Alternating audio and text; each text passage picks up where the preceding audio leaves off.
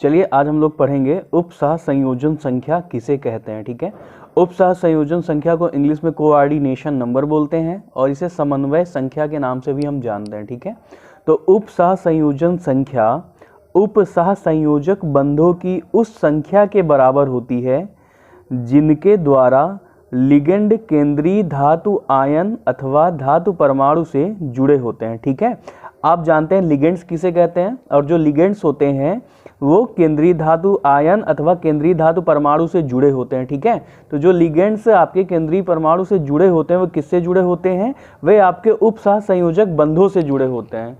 ठीक, तो जितने भी उपसह संयोजक बंध बनते हैं उनकी संख्या, ठीक है, किसकी संख्या, उपसह संयोजक बंधों की संख्या ही आपकी क्या कहलाती है, उपसह संयोजन संख्या कहलाती है।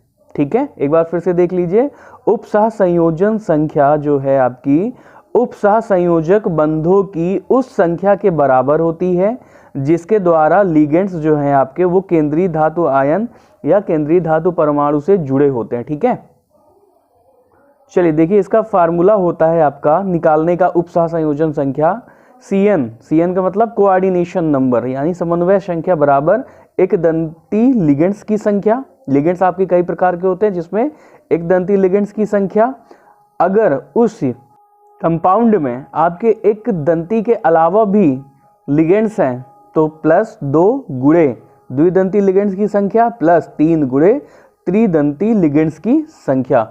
चलिए अब हम इसे एग्जाम्पल्स के द्वारा समझते हैं। चलिए जैसे आपका ये यौगिक दिया हुआ है, ठीक है, तो ये छोटे ब्रैकेट में जो CN है ये आपका क्या है, लिगेंड्स है, और इसमें जो आपका केंद्रीय धातु आयन है वो क्या है, आयरन है। ठीक है, तो जो आपका CN यानी साइनाइड है वो किससे जुड़ा हुआ है, आयरन से जुड़ा हुआ होगा। क्यों, क्योंकि ये लिगेंड्स है और लिगेंड्स किससे जुड़े होते हैं, केंद्रीय धातु आयन अथवा केंद्रीय धातु परमाणु से जुड़े होते हैं।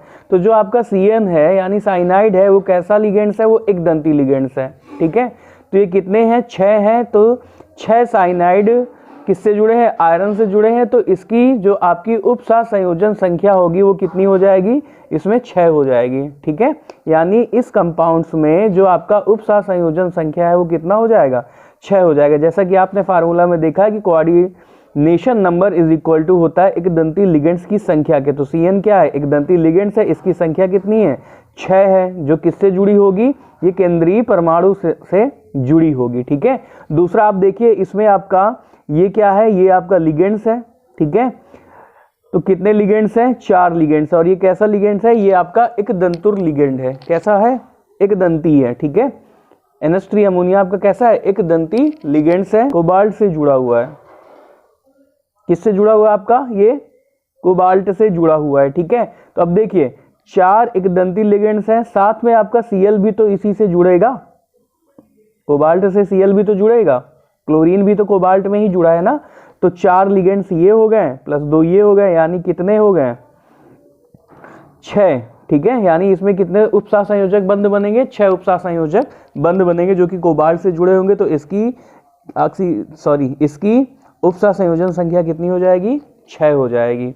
इसी प्रकार देखिए आपका ये जो आपका कंपाउंड्स दिया हुआ इसमें EN क्या है, EN को बोलते हैं एथेन 1,2 डाई एमीन होता है। ये आपका कैसा लिगेंड्स होता है, ये आपका द्विदंती लिगेंड्स होता है। ठीक है, तो द्विदंती लिगेंड्स के लिए क्या, देखिए इसमें एक दंती लिगेंड्स तो है नहीं। ठीक है, एक दंती लिगेंड्स इसमें नहीं है, इसमें कौन सा है, द्विदंती लिगेंड्स है। द्विदंती लिगेंड्स निकालने के लिए क्या करते हैं 2 गुणे लिगेंड्स की संख्या कितनी है, द्विदंती लिगेंड्स की संख्या कितनी है, 3 है, तो 3 करेंगे तो कितना हो जाएगा, टोटल 6। इस प्रकार से इस यौगिक की उपसह संयोजन संख्या जिसे हम समन्वय संख्या कहते हैं कितनी निकली, 6 निकली है। ठीक है, तो इस प्रकार आप किसी भी यौगिक के उपसह संयोजन संख्या को निकाल सकते हैं। ठीक है, चलिए एक बार फिर से देख लेते हैं।